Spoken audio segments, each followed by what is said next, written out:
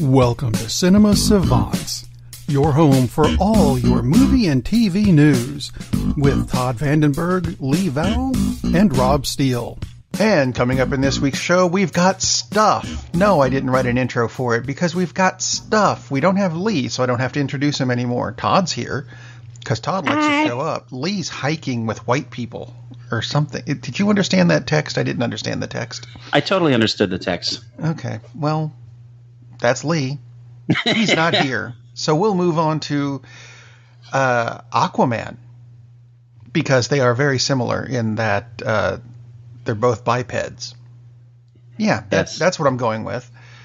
Worst segue of the show, got it out of the way. Ta-da! They announced this week that the live-action movie version of Aquaman will be opening in China on December 7th, followed by Australia, Russia, Singapore, and Denmark getting it on the 13th, the UK on the 14th, and then the States on the 21st.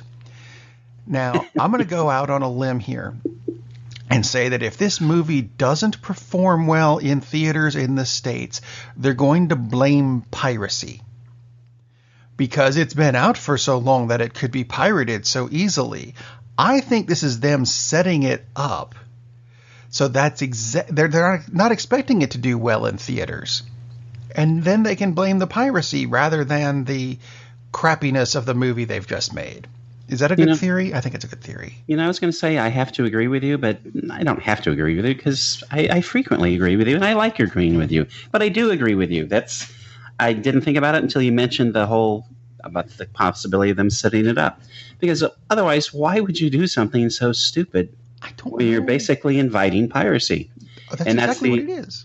That's exactly what it is, and there's no reason to do it unless you're going to benefit from it somehow, and the only way you benefit from it is by having some happy little some scapegoat. That's the word I was trying to think of.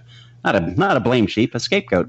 That's the villain of the movie. It's not Black Bantha or what was it? Ocean Master, I think, is this one. Ocean Master, yeah, which is, God, what a great name. But anyway. Created in the 40s. He's allowed to have a crappy name. Yeah. Anyway, I think that's exactly what they're doing. They're deciding it's like, okay, this thing is going to relatively tank. Tank, get it? It's a pun. It's a pun. We're so bright. But and by relatively, I mean, maybe it will only make $300 million or something like that. Which, yeah, exactly. But that way they'll have the excuse of, well, people, just like you said, people were able to watch it online. They downloaded it before they got to the theater. And whose fault would that be? So either they're so cynical and jaded that they're helping tank the box office because they are, or they're so incompetent, unbelievably incompetent and stupid that they're helping to tank their box office and don't even realize it. Either way, it's a Warner Brothers DC movie. Yeah, that's not a possibility. That is not a good look for this studio. I mean, at this point, I would fight tooth and nail if I was a producer to go anywhere except Warner's, because can you possibly be happy about this announcement if you've invested in this money in this movie and you're not Warner's? Because they're taking, I don't know, what do we think, $100 million probably off the American box office by doing this, or more. Or more. Unbelievably stupid. But like you said, hey, it's Warner's. Well, so they can also sue who's it, Conan O'Brien, for making fun of Aquaman all these years. They can try. When actually they needed to be poking fun at the Submariner.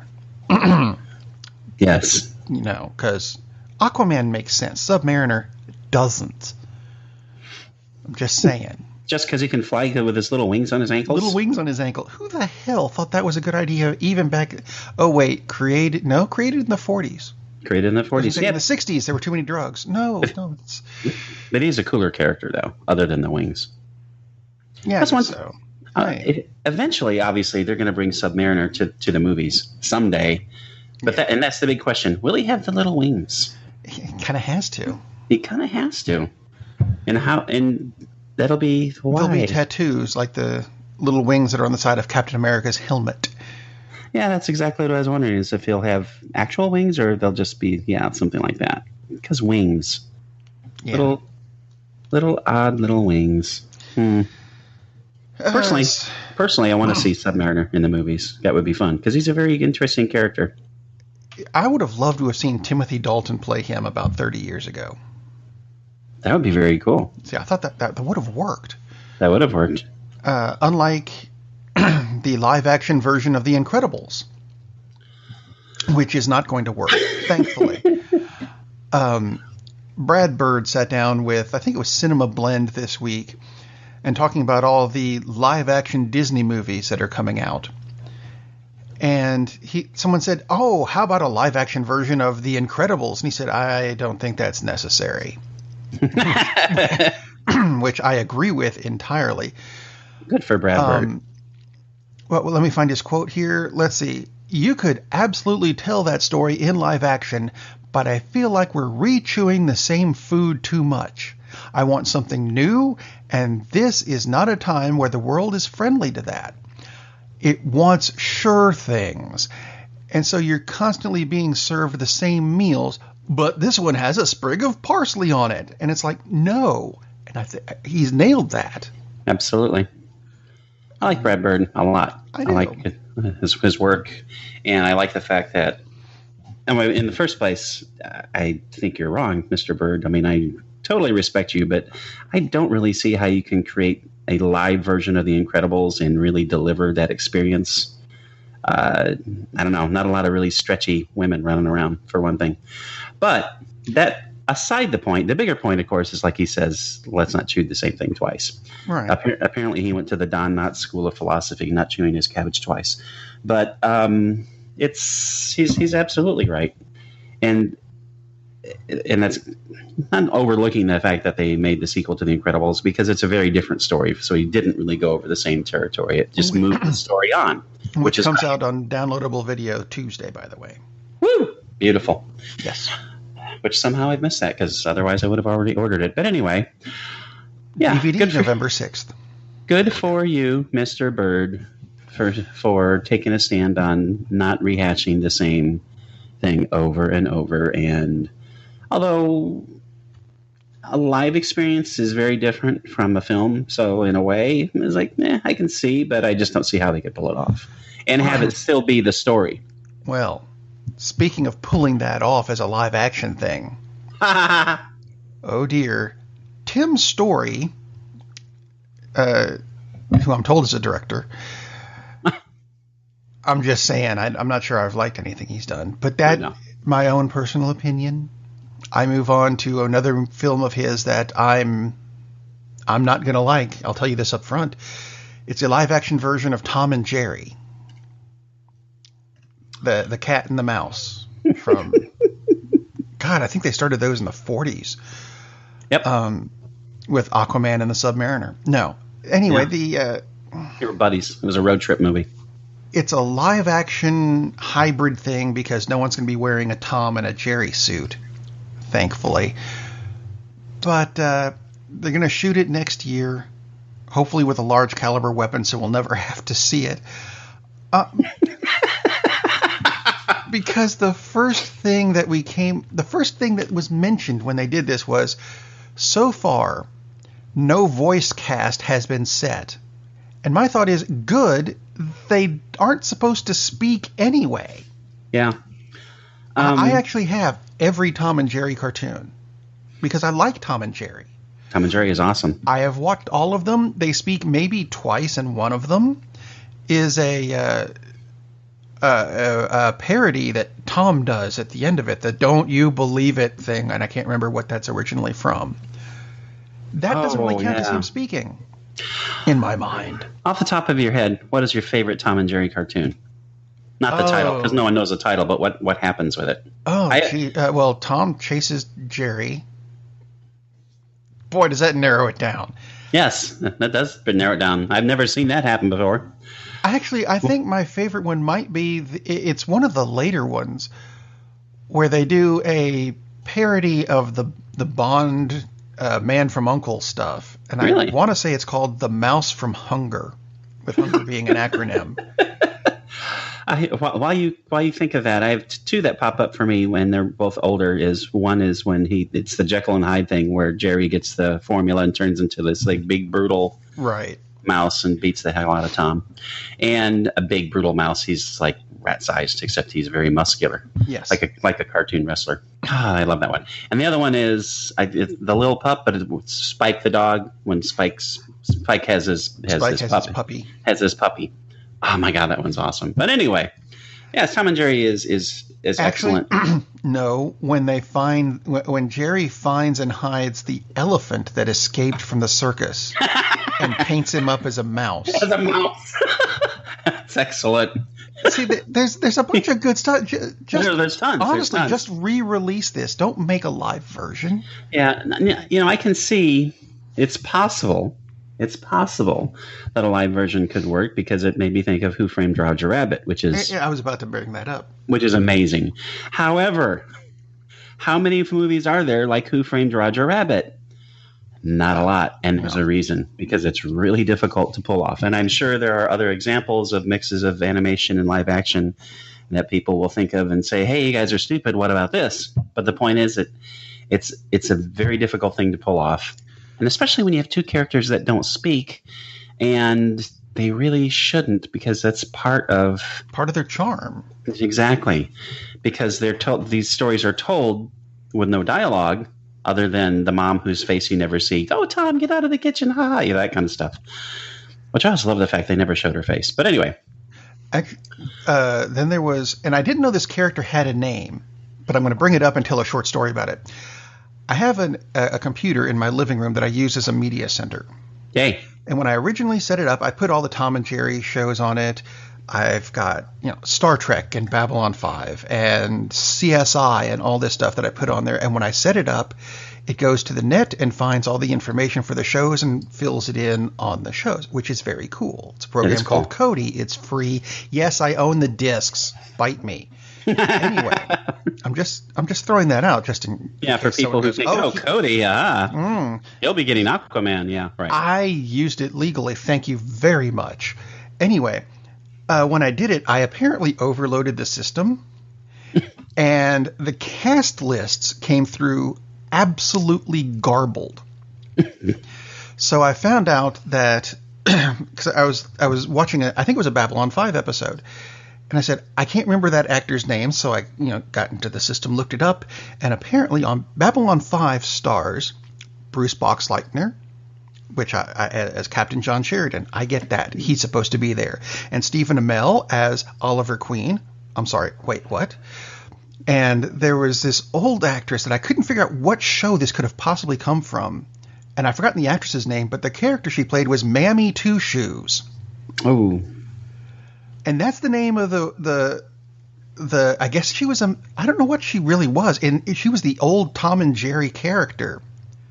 Mm-hmm. Thomas, you in the fridge again? Mm-hmm. Her. Because all you saw were her shoes. Yep. That was the character's name, was Mammy Two Shoes. I never knew that. And it was all because Kodi, glitched the hell out of itself.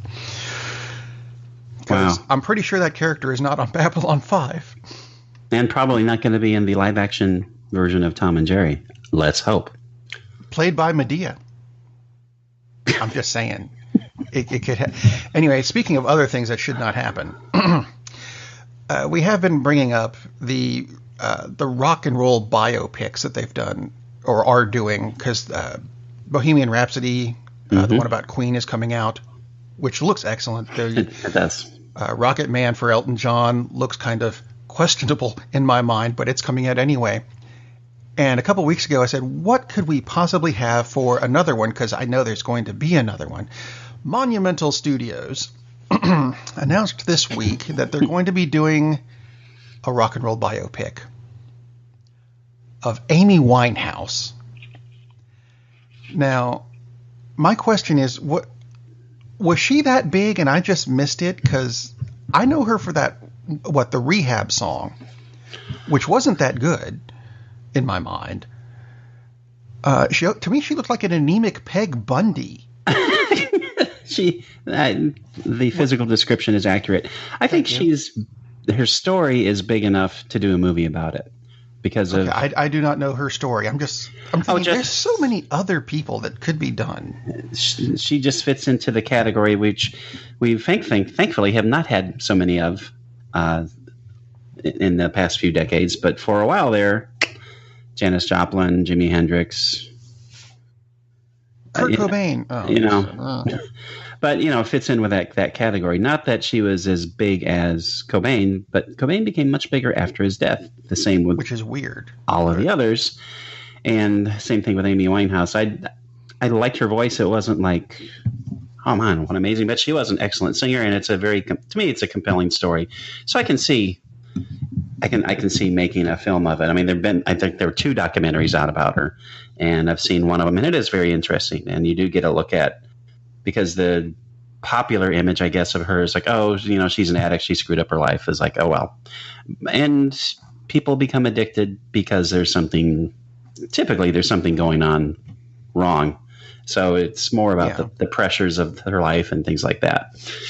The documentaries were. So I can see that this could be a very interesting film. Be interesting to see if they have someone sing, which is the current thing, or if they're just going to use the tracks of her singing, which would make more sense because she had a very distinctive voice. But anyway, yeah, I would watch it. I would be much more interested actually in watching an Amy Winehouse film than an Elton John film.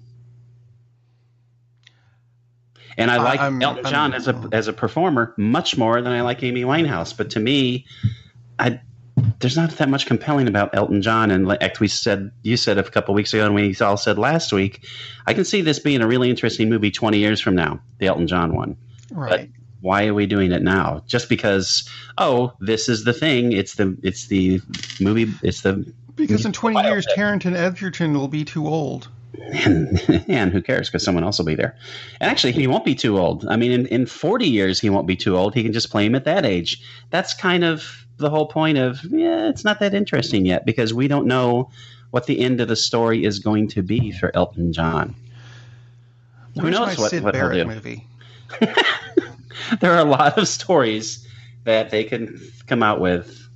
And like I said, I like Elton John as a performer, but I don't particularly care to watch the movie about Elton John because the story is still going on. It's just kind of an odd thing to do to me. Amy Winehouse, I would go see it. Okay. Unless Tim Story is directing it. Good point. And voiced by Tom and Jerry. That's who's singing. Amy Two Shoes as Amy Winehouse. That would be a large mistake. Yes, it would. Probably was for me even bringing it up. Therefore, we will move on to John Carpenter, who is kind of teasing the idea of making a sequel to They Live, which was the 1988 film starring Rowdy Roddy Piper as a guy who finds some sunglasses and, oh, look, there's aliens if you look through these sunglasses. It's an awesome movie. It is. It sounds horrible, but it's actually an awful lot of fun. It is. It's a lot of fun, and it makes a very serious statement about politics and economy and society. Well, that's why he brought it up as a sequel now, because for some reason the economics of the 80s are very similar to what we've got going now with this orange-skinned guy that's in an office somewhere. Mm-hmm. Just saying, and that may not be the only thing from that era. Well, I guess this is what I'm about to bring up is before that era. Fox, who is about to be bought by Disney again, and I'm sorry, Fox is making something for Disney. It's almost kind of like Sylvania beats Sony again. From those same people from our era know what that means. They're talking about remaking the 1976 TV series Alice, which originally starred Linda Lavin and based on the 74 Martin Scorsese film Alice Doesn't Live Here Anymore, starring Ellen Burstyn. I can't see this working today. For some reason, I'm not sure. Do you see that working? No, not really. I'm not sure why. Other than, here's a property that's available and it's cheap. That's the only thing I can think of that they're going to go for it. I'm not really sure where they're. Although maybe it would be closer to the film instead of the TV series. And if it's closer to the film, I can see that. I'm slightly worried about the character of Flo. Right. That the two things I was thinking: one, what is going to be the replacement of her phrase "kiss my grits"? Because that was controversial at the time. Because we all know what she wanted to say, but didn't, because she wasn't allowed because of network rules and stuff. Well, now she'll just say what she wanted to say, which is a possibility. I'm not sure that it would work, though. Yeah, I don't see the point of doing that, because part of the humor, such as it was that everyone knew what she meant, but she couldn't say it, so that made it kind of funny. And if you just say it, it's like, yeah, okay. That's why I beep the Fwat show, because I think that type of censorship is kind of funny. Right. But the other thing and this is really what worries me, is that the show will be sponsored by Progressive, and it's actually going to be Flo from Progressive in that role. Should be awesome. Well, Alice, if you had bundled your home and auto insurance, then we wouldn't have to kiss these grits. It would totally work as a web series, like 10-minute shows with Flo from Progressive. That would be awesome. I would watch it. Yeah, I'm not really sure. Like I said, it would make more sense to me if they base it and they go with a film and and they turn it into a drama, or at least a dramedy, as opposed to just a straight up comedy. So, yeah, very, very strange. Similar to, no, not even remotely close to, our next story, which is about the Fast and the Furious, which has very little to do with well, if they had bundled the car insurance with the diner insurance, there you go. Then Fast and Furious. See, there we go. Because someone ate the grits. Anyway, Neil Moritz, who served as the franchise producer for Fast and Furious, is suing Universal Pictures over the spin-off Hobbs and Shaw, saying that they breached an oral contract, that he was supposed to produce this too, and he wants tens of millions of dollars in damages and lost compensation. Dude, no. There was nothing in writing. No.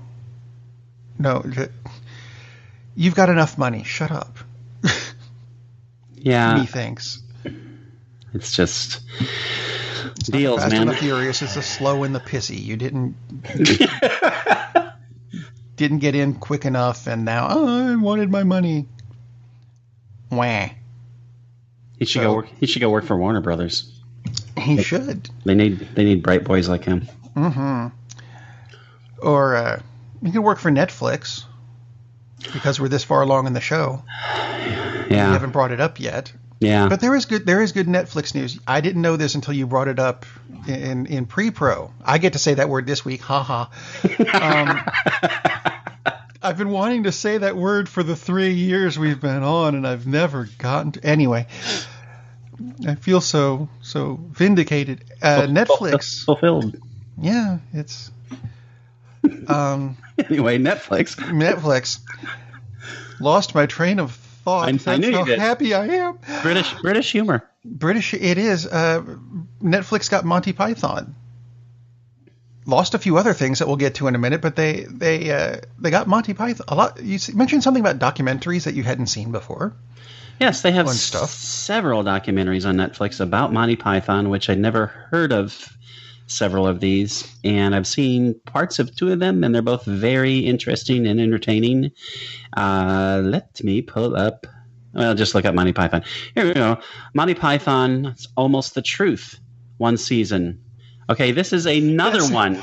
Sounds like this is another one. The future biopic of Donald Trump. This is a new one that I hadn't even noticed when we were talking before the show. I won't use the term because pre-pro.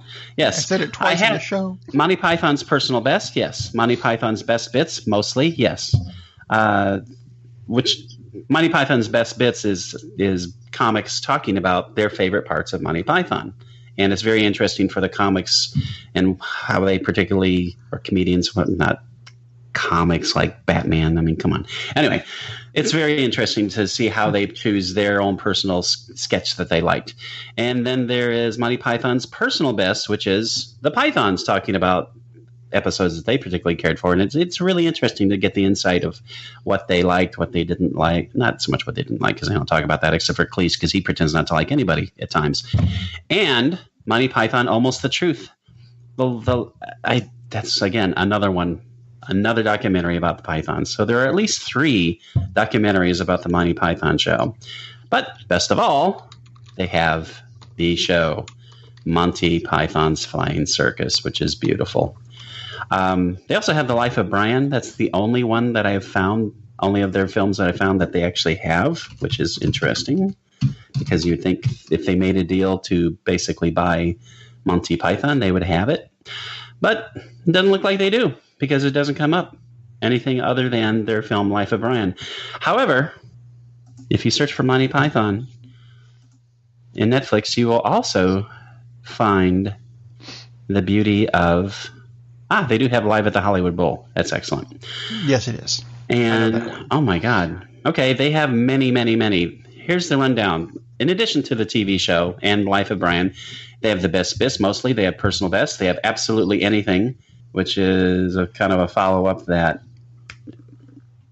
I think Terry Jones was involved with this. It's Simon Pegg, but I think Terry Jones was involved. But then they also have Monty Python, Almost the Truth, The Lawyer's Cut, the very best of Monty Python's Flying Circus, Parrot Sketch not included, Monty Python Live at the Hollywood Bowl, Monty Python Before the Flying Circus, a black and white documentary, which I did see, which is very interesting. It's 55 minutes long, and it's definitely worth watching. Monty Python, The Meaning of Live. Not life, but the meaning of live. Monty Python's Fliegender Circus, because they did do some episodes in German, and that's that. Monty Python Live, mostly 1 down, 5 to go. One of their live shows they filmed after the death of Graham Chapman. Spoiler alert, sorry. Monty Python Conquers America. Monty Python Live at Aspen. And they also have Fawlty Towers, which if you haven't heard of Fawlty Towers and you like Mr. John Cleese, you definitely have to watch Fawlty Towers. It's absolutely hilarious. Anyway, so tons of Monty Python on Netflix. Thank you, Netflix, for giving back to your customers, because you sure as hell took some things away from us. You took some weird stuff away. Yes, yes, they did. Lucha Underground is no longer on Netflix. It's just anyway. That was just a weird thing, and it was brought up as an aside to the main story being they dropped Marvel's second series, Luke Cage. I guess the second Marvel series. The second one was Jessica Jones. Right. And there's no word on that yet. Honestly, I'm expecting Jessica Jones to be dropped soon. Well, we all knew eventually they would drop them, and Jessica Jones has wrapped the 3rd season filming, and Daredevil is about to come out. Nope, came out this Friday. It did come out. I knew. Yeah. I know, that was bugging me all Friday, going, something's missing. What am I missing? Then Saturday, click, you forgot Daredevil. Oh, yeah. Right. I thought it was coming up, and I didn't see it in my feed for some reason. Thanks, Netflix, for not giving it in my feed, because I would have watched it. Well, it was crammed with Monty Python. Yeah, that's actually it's partly what happened. Anyway, the cancellation of Iron Fist, which we talked about before, not that big of a surprise because it wasn't that very popular, even though the second season, we all agreed, and pretty much everyone agrees, was better, right? But still, it wasn't up to the level of the other shows, like Luke Cage, for example. So I think it's just a matter of, and I think it has zero to do with whether they're getting views or not. I think it has everything to do that Disney is launching their own streaming service, and they're going to have their own Marvel shows. So this doesn't necessarily mean the end of these characters on the small screen. No, we're going to see them again. Yeah. Now, what happens? I hope they recast Danny Rand. Please do not under any circumstances, please do not recast Luke Cage. Mike Coulter's excellent. Well, the first thing that I saw as soon as they announced that Iron Fist was leaving is that they were going to be doing a Heroes for Hire series, which is Iron Man and Power Fist? No, Iron Fist and Power Man, which is Luke Cage's name in the comics back in the 70s. Which would be great. And as soon as they announced, we're getting rid of Luke Cage too, everyone went, oh, that's where they're going with it, and it'll be on the Disney streaming service. Right. It wouldn't surprise me in the slightest. No, if they did that. not in the least. And like I said, I hope please recast Danny Rand if they do that. And nothing against Mr. Penn, but it's not a good fit, I don't think. Anyway, so yeah, it is pretty surprising still. I mean, the writing has been on the wall ever since Disney said, oh, we're going to do our own streaming service. So yeah, but still, for them just to say, oh, we're canceling Luke Cage, a bit of a surprise. But as you said, it's not just Marvel properties that they're canceling. They got rid of Lucha Underground. Anyway, now the other Marvel news, and I think Marvel took a page out of DC's handbook for this one. Oh dear. Marvel announced this week some news on the third Guardians of the Galaxy film, including that Kevin Feige is looking to get a female filmmaker to direct the third film. And bear with the way I phrase this. Let me finish it first. I don't care if they get a woman to direct it. I don't care if they get a man to direct it, a eunuch, a hermaphrodite. I don't care. I just want someone who is good. I don't care what their gender is. I don't care what their skin color is. Get someone good to direct it. Is that a hard concept? Am I going to be attacked by the Me Too movement? No, but I can see where they want to push that. If you want to have a female director, go right ahead. Just make it a good one. True, but I'm pretty sure they would do that, as opposed to getting someone who doesn't fit. As opposed to the person who wrote this press release, who put some things in a little bit of an odd order. They said the working title for the Guardians of the Galaxy 3 is Hot Christmas. Don't know why. And it won't begin filming until February 2021. Well, I thought that was interesting. We got to, push that out a bit. They're pushing that out quite a bit. Christmas is not in February, but I digress. They later in the announcement said that the original release date will have to be changed because it was originally July 31st, 2020. I thought if they're not going to start filming until February of the next year, that's going to be damn clever of them to get it out on July 31st, 2020. Maybe they'll use the time stone.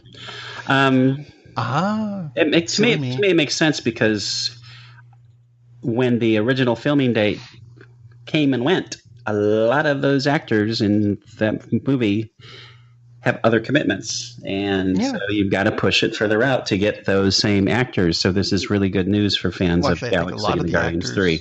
Right. Like I mentioned last week, they revamped the comic book drastically and cut out all the characters that are still on James Gunn's side. Right. So we'll see what happens by then, because that's far enough out, maybe by then Suicide Squad will have come out and maybe it'll actually be good. And then all of his buddies will say, hey, good for you. You came out on top anyway. So now we can go back. We'll see what happens.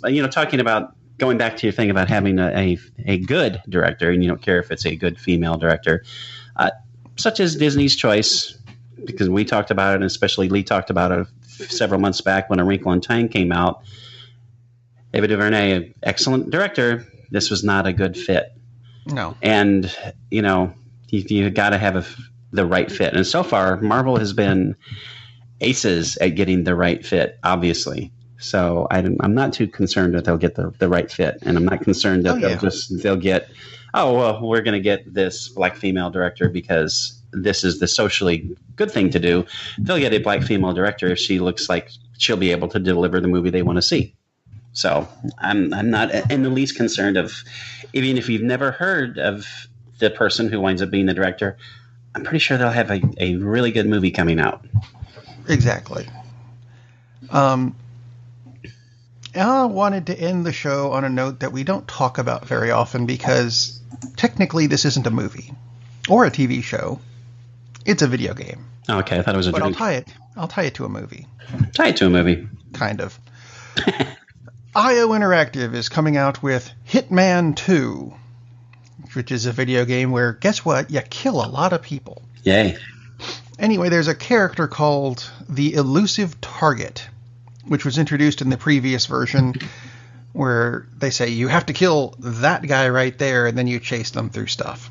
And if you don't get them, they never show up in the game again, which I think is kind of evil if you spent $5,000 on the video game, because they're expensive. Not that much, but anyway. Feels like Hitman 2 is going to bring back the elusive target character, and this time the character is going to be called Mark Faba. He's an ex-MI5 agent turned contract killer. Alrighty. And he's being played by Sean Bean. The reason I think that's funny is... That is funny. The objective, go kill Sean Bean because everyone else on the planet has. Now it's your turn. I hope they were thinking of that when they had to when they brought him in. Poor Sean Bean. He's an excellent actor. I mean, I really like him, but yeah, he dies a lot. Oh, geez. One of my favorite all-time favorite memes is the memorial thing that you see of Sean Bean, born in 1957, died in 1982, 3, 4, 5, 7. 96. Oh, my God. 9. Yeah, jeez. Saw that, had to throw it in the show. It's death, but it's still something perky to end the show on. Because, we still got one more show before Halloween. It's happy death. It's a happy death. One more show before Halloween of the news shows. But this Friday, we're going to talk about scary movies for Halloween. See? Spooky films. And the scary thing is Lee won't be here for that either. So come back on Friday. We'll have good stuff to talk about. And come back on Sunday, because I'm sure we'll have something Halloween related then too. Until then, have a good week, be safe, and go watch a movie. Captain, we're losing power in the warp engines. I think we should be leaving now. I'm going to go home and sleep with my wife. And on that unusually harmonious bombshell, it is time to end. I am very disappointed! Man, we have a weird job. It's shameful, but, it's a living. And like that, he's gone. Darn, that's the end.